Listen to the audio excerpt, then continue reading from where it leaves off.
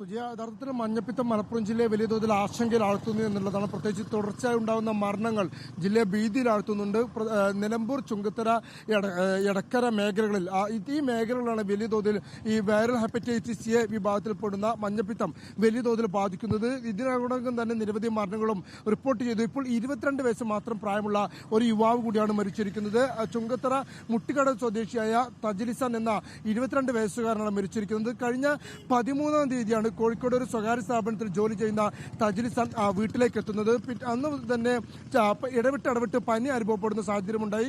14-ാം തീയതി തന്നെ അവിടുത്തെ ചുങ്കത്തറയിലെ PHCയിൽ പ്രാഥമിക ചികിത്സ തേടി പിന്നീട് വീണ്ടും രോഗം തുടർന്നതോടെ തന്നെ മറ്റൊരു ഡോക്ടറെയും സമീപിക്കുകയും ഒരു ഇഞ്ചക്ഷൻ എടുക്കുകയും ചെയ്തിരുന്നു.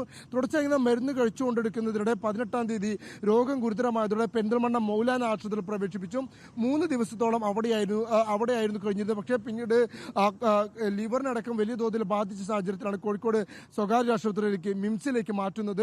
അവിടെ വെച്ച് ചികിത്സയിലിരിക്കുകയാണ് ഇന്നലെ ഉച്ചയോടെ ഈ തജ്ലിസാൻ മരിക്കുന്നത്. സ്വാഭാവികമായും മഞ്ഞപ്പിത്തം ബാധിച്ച് 22 വയസ്സുകാരനായ ഒരു യുവാവ് കൂടി മരിച്ചതോടെ വലിയ തോതിൽ ആശങ്കപ്പെടുത്തുന്നു.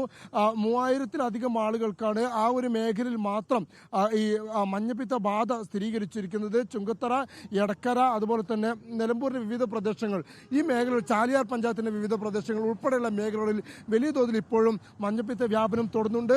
ആരോഗ്യവകുപ്പിൽ കൃത്യമായ ഡോക്ടർമാരുടെ അടക്കം എണ്ണത്തിലടക്കം വലിയ അഭാവമുണ്ട്, ഇല്ലെങ്കിൽ എണ്ണത്തിൽ കുറവുണ്ട് എന്നുള്ള ഒരു ആരോപണം അവിടുത്തെ പ്രതിപക്ഷ സംഘടനകളും പ്രതിപക്ഷ പാർട്ടികളും ഉയർത്തുകയും ചെയ്യുന്നുണ്ട്. സ്വാഭാവികമായും മലയോര മേഖലയിൽ തന്നെ വലിയ ആശങ്ക വിധിച്ചുകൊണ്ട് വീണ്ടും ഒരു മഞ്ഞപ്പിത്ത മരണം കൂടി ഇപ്പോൾ സ്ഥിരീകരിച്ചിരിക്കുന്നു. സുജയ. ഓക്കെ, അഷ്കർ അലിയാണ് വിവരങ്ങൾ നൽകിയത്. മലപ്പുറത്തു നിന്ന് തജ്ലിസാന്റെ മരണം സ്ഥിരീകരിക്കുമ്പോൾ ആശങ്കയുണ്ടാക്കുന്ന കാര്യങ്ങൾ തന്നെയാണ്.